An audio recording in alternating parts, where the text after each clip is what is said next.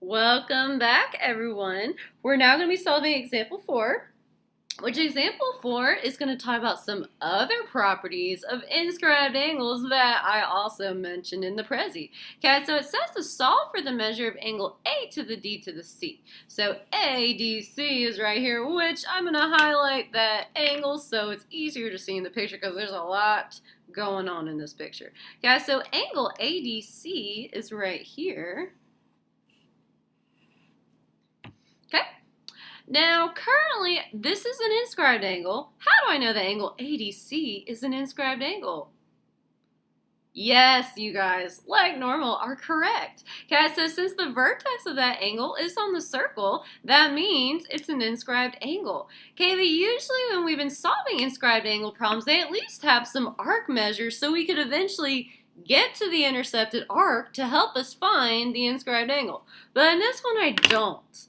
Okay, but I am given this angle right here, so maybe that's going to help me, because why else would they give me some random value for angle ABC? I mean, they might just be throwing me off. I mean, the demon cats might be involved in this whole scheme right here, but I don't know. My hunch is telling me that the demon cats are not influencing the problem, and that might help me. So I'm going to highlight this one as well to see what's going on. So let's see here. I'll highlight it in a different color. Highlight in pink. Pretty pink.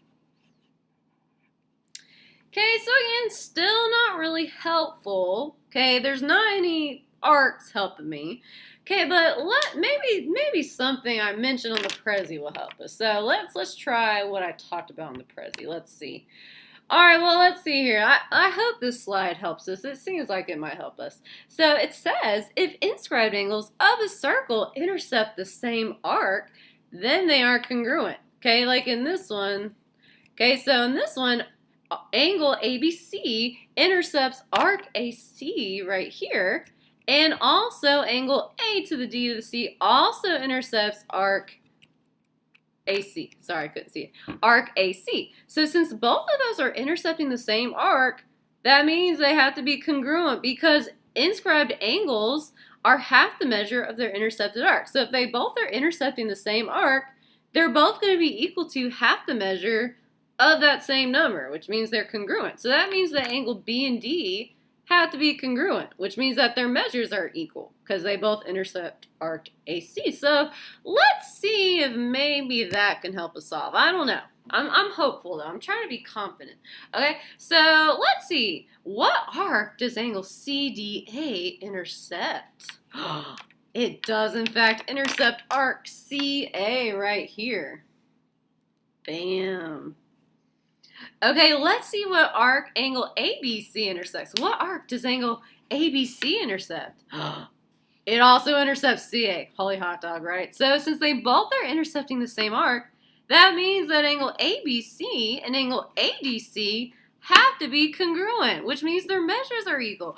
And that means I can ultimately solve for Y, which will help me to find ADC, because ADC has a Y in it. Whoa. Oh man. Let's get going, since I pretty much pieced together the whole thing right now. Okay, so I'm going to make a note of what we just talked about. So, angle CDA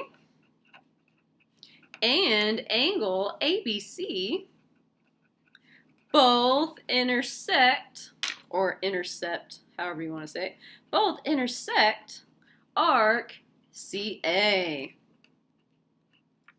Okay, which since they both intercept that same arc, that means that angle CDA is congruent to angle ABC. Okay, which means that the measure of angle CDA equals the measure of angle ABC. Guys, and since I have values for both of those angles, I can solve for Y. So let's get going. All right, guys, what is the measure of angle CDA? It is, in fact, 7y minus 1. And you guys don't need the parentheses. The reason why these have parentheses around them is because it's like grouping those numbers together to show you that all of those parts go to that angle. Okay, but I don't really need it to solve, so I'm not going to include them. Okay, so 7y minus 1 will equal 10y minus 28. Because that is the measure of angle ABC. All right, let's start solving this bad boy for y. So first, I want to join together my y's because they're besties and they want to be together. Their ultimate goal is to be together. Okay, so how would I move 7y to the other side? I would subtract 7y on both sides, which 7y minus 7y cancels and turns to 0, and 10y minus 7y is 3i. So I'm left with negative 1 equals 3y minus 28. Now that both of my y's have been joined together because they're besties, now I need to move everything else to the other side. So how would I bring negative 28 to the other side? I would, in fact, add that bad boy on both sides. So negative 28 plus 28, blah, blah, blah, blah. Minus negative 28 plus 28 cancels and turns to 0. Negative 1 plus 27 is, negative 1 plus 28 is 27. Sorry, guys. But anyways, so we have 27 equals 3y. All right, and then we're so close to being there, but that 3 is getting in the way. 3 is secretly multiplying to the y, so how would I move 3 to the other side?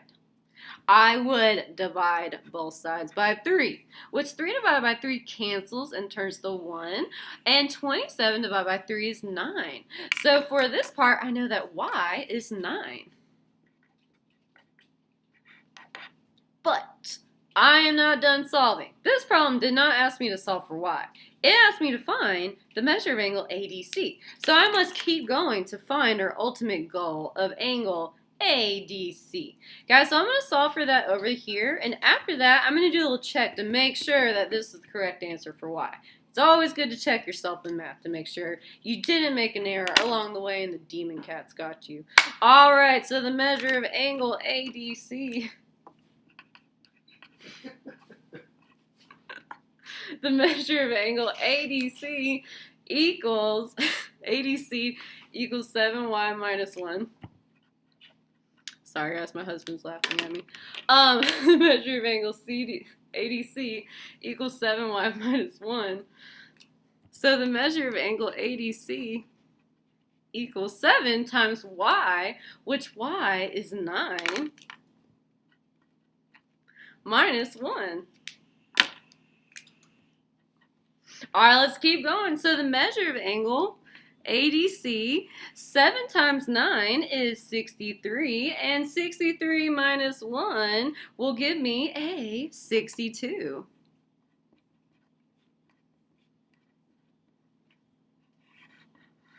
And guess what, you guys? Technically, we are done with the problem, but it's always good to check, because if 9 is not right, that means that ADC is not right. So I'm going to substitute in 9 into my other angle to see if I also get 62, because these two angles are congruent. So if I substitute in 9 into both of these bad boys, guess what? That means they should be equal, which means they both should be 62. So let's see what happens. So the measure of angle ABC this time, let's see if we get the same thing. I'm confident. Let's see, you guys. I think, even though my husband just laughed in my face, that we did it right. All right, so the measure of angle ABC equals 10y minus 28.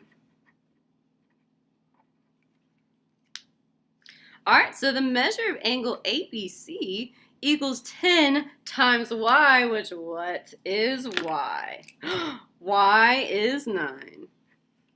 So 10 times 9 minus 28. All right, let's see what happens. I'm really hopeful. I think we're going to get 62. Let's see what happens. Okay, so the measure of angle ABC equals 10 times 9, which 10 times 9 is 90. All right, and then 90 minus 28. Well, 90 minus 20 is 70. Minus the 8 more will, in fact, give me 62. Amen. So the measure of angle ABC is also 62 degrees, which also equals the measure of angle ADC, which, yay, that means we got it right. See, we got it right, you guys. Don't worry about my husband. He's letting the demon cats get him right now. Nice job, you guys.